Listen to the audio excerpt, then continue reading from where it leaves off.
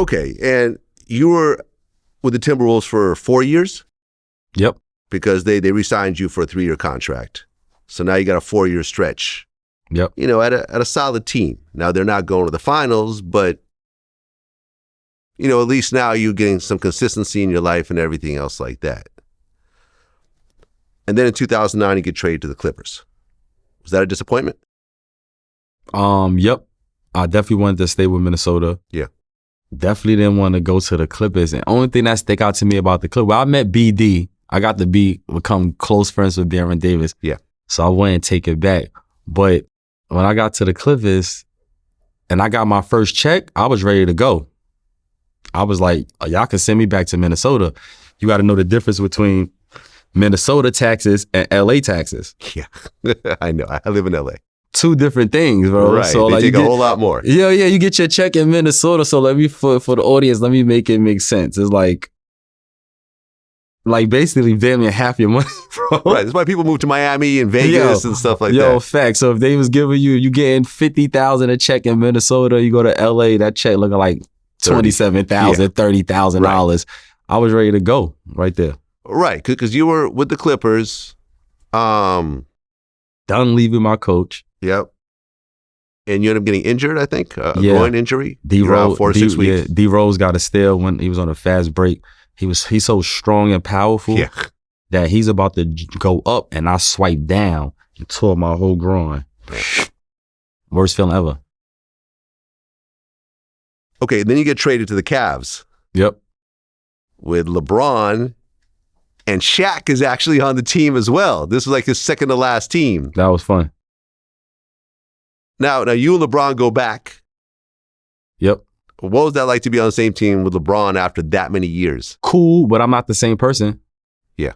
You feel me? And LeBron's now a superstar. LeBron always superstar. Like, to put it in context, like, take LeBron Nikes off him his second year. Do that help him? How much would that hurt LeBron if you took them Nikes off him his second year? Yeah. So at this time, by the time I get to Cleveland, I'm basically winging it. That's the real truth. I'm still trying, but I'm kind of talking in third person, like speaking about the situation. Like, I'm winging it by that point. Right. Did you and Shaq interact at all? Absolutely. What was that like? Absolutely. Shaq, I know Shaq, man. Super smart dude. Yeah. Super smart dude. So we getting on the plane. He's going to be reading the book. He got his briefcase. He got his business partners. Shaq, like, he knows who he is. So, you know what I'm saying? He's always going to try to, like, I don't know. Shaq is cool. Shaq's super cool. Right. But this is like near the end of his career. He goes to the Celtics next year and then he retires. He was at the end of his career. So he was just there, like, you know, having a good time. Right. And then you go back to Minnesota again. Yep. Delonte West is actually on that team. I played with Delonte in Boston also. Yeah, right, exactly. This is the second time. When you see Delonte now in bad shape, I remember we were actually supposed to do an interview with Delonte. Yeah. And he ends up getting beat up, like on the street, like the day Wow. before. And it was just like, oh man, like I didn't realize how bad of a shape he really was. We're like, okay, we'll just leave it alone for now. And you see him, it's like, it's heartbreaking because he was, you know, a serious player at one point. That shit truly heartbreaking. I mean, anyone dealing with, I guess he's dealing with addiction? Addiction, mental illness. You know, I'm sure there's a lot of things going on at the same time. Yeah, I don't know. I hope he get the official help that he needs. I know the NBA said they was trying to help him, but I don't know. I haven't really seen much. But I was around him. He was a super funny dude, super outspoken. Boston Celtics didn't want us drinking Red Bulls. Everybody know Red Bull is fucking terrible for you, right? Mm-hmm. So he used to still put them in the cooler, make them cold. And Delonte's be like, hey, Bazzy, I got them Red Bulls. So I would be laughing with him and shit. He didn't want to play point guard. Him and Doc Rivers arguing. He like, I don't want to play point. You know what I'm saying? When we in practice and shit. And so I didn't really know his mental was all the way off. But yeah, I just remember, like, you know what I'm saying, just him going, you know, having a little confrontation with them. I remember them having not a tutor. They had like kind of like a handler kind of? Like a handler with him, you know, when he was on the team for sure. Was the story about him and LeBron's mom dating, was that a real thing? I don't got no confirmation on that, but I was there during that time, and based on the vibe, I don't know, but it probably was true.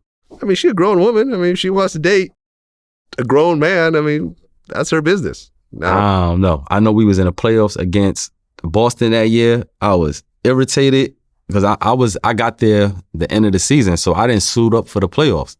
And I'm watching Rondo and these dudes run around these dudes. I was hot. I was hot. And then that come out right in the middle of the playoffs. And I'm saying that like, I don't give two shits about that. Like, give me my jersey. You know what I'm saying? Like, stop it. And then I feel like that's super disrespectful, but I'm making a spectacle of that. Like, stop it. Well, shout out to Gloria. Yeah. Black lady driving a Lamborghini. Yeah. I love that. Facts. Well, and then you get traded to the Phoenix Suns, which you said was your favorite team. For sure. Period. Grant Hill's on the team. Steve Nash is on the team. I mean, originally it was only supposed to be for 1 year, but they actually ended up extending it. Yeah. How did it feel to be on a team that was like a contender team at that point? That a contender. Okay. A good team? Yeah, it felt good to be on a good team. Because you got to kind of get lucky in the NBA with that. You can't really necessarily be in a situation where you're in a rebuilding stage every year. You know what I'm saying? It felt good. Veterans, be around, Steve Nash and these guys. Phoenix, the business, office took a liking to me. But Phoenix was like a gift and a curse for me, tell you the truth. I think Phoenix ended my career, me being there, tell you the truth. What's the curse part? How it ended when I was there. Because I was there I didn't even want to sign with Phoenix because it was a lockout. And I remember being in Westchester, I'm in my house, and I remember my agent called me, Andy Crook Miller, right? Just throw his name out there. Andy Crook Miller, right? He called me. He was like, Phoenix Suns want to sign you. They want to give you $1.5 million. I was like, nah, tell them give me $2 million. I'm going to get on a plane tomorrow.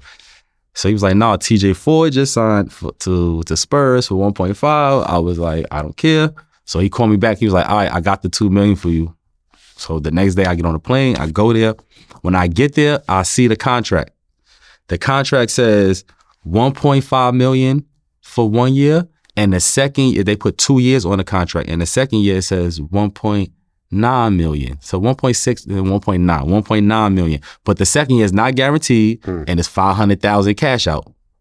So they basically after the season, they're gonna cut you and give you the $500,000. They owe you $2 million. You know what I'm saying? I say, cool. Bruh. Andy Crook Miller lied to me, basically. He thought that if I would have went to Phoenix and not done well, that's exactly what had happened. The season would have ended. They gave me my $500,000 and they'd have said, fuck out of here, right? I get to Phoenix, I have decent team. I start, focusing, playing well. And it's the first time in my career where things kind of felt like I was in the NBA when I was with Phoenix. Meaning like, my mom got a house, I got a house, you know what I'm saying? We got all of like the materialistic fruit from the league. So it's the first time I felt like, how it's supposed to feel or how I was assumed it would have felt to be in the NBA. Cause it's never fun losing, you know what I'm saying? So after the season, the second half of the season, I ended up averaging 15-8. You know what I'm saying? We won game from the playoffs. Mm-hmm. They over there saying they love me. So I'm like, all right, cool. The week before the season end, I meet with Andy Miller. So we in Houston. So I met with him. I'm like, what type of deal can I get? Because you already remember, I'm trying to get up. They took the Adidas deal. I'm playing for league minimum. I'm trying to get back up. He was like, all right, at least minimum $15 million, $5 a year. And I'm like, that's what I need. Mm-hmm. So I could take that, I could focus, and then we could go get a big deal. The season, so I played against Houston that night. I remember playing against Kyle Lowry and whoever the other point, I tore their ass up. They didn't know what was going on. They already making money. I remember them telling me I was going to get that deal. I went and tore Kyle and them up. We beat Houston, all that. So boom. The season end, on the contract said they got 10 days to give me the money. So I'm quiet for them 10 days. So when that 10 day hit, I hit them. Yo, with that $500,000. $500,000? No, we like you as a player. We're going to keep you into that $1.9 million for the second year. But my agent already told me that they already agreed that no, this is for 1 year. They're gonna cut him, get him, give him the $500,000. That's the $2 million he asked for. And then if y'all want to keep him, y'all got to do a whole new contract. And I just met with you a week before the season ended, right? And to make that situation bad is going to the start of the season. I went to them. I was like, yo, y'all got me in the locker room with Steve Nash, Grant Hill. Then you got the guys that's not like their name ain't as big, like Josh Childress and Hakeem Warwick and Jared Dudley. These dudes make $10 million a year. Like, for real. Like, these dudes, like, on the bench, like, nobody really, you know what I'm saying? Make 10. So I was like, yo, I'm not making no money. Y'all got to give me my money in 6 months so I could get bigger checks, whatever. They give my money in 6 months versus the year. And they agreed and they gave it to me like that. So me knowing that, I'm focused. You know what I'm saying? I go I'm getting my checks for the 6 months, the season end at the same time they telling me. So my money in the same time they telling me, your agent lied, bro. You know what I'm saying? So me going through litigations with them that summer, I ain't even get it next day. I end up in China. Well, right. Well, because in 2013, you get traded to the Raptors. At the end of the season. The second year, I end up playing into that 1 point whatever. Right. But then you become a free agent, and then you go to China. What's the name of the team? I can't pronounce it. Tianjin. Tianjin Rongang? Yeah, Tianjin Dragons. Dragons. Right. You signed a 1-year deal over there.